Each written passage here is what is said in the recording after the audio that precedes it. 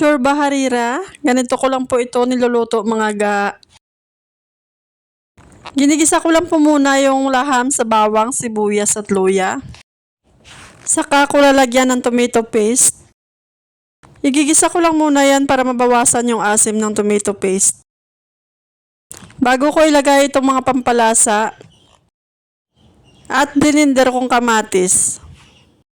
Yung kamatis na binili ni Amo, hindi hinog kaya ganyan yung kulay.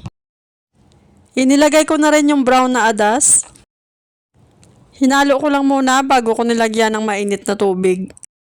Tatakpan ko lang at lulutuin hanggang lumambot yung karne.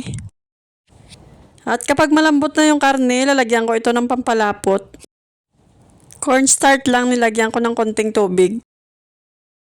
Ilalagay ko na rin dito yung sariya, garbanzos at coriander leaves. Lulutuin ko lang ito ng mga 10 minuto at ready to serve na ito mga langga. Maraming salamat sa panonood!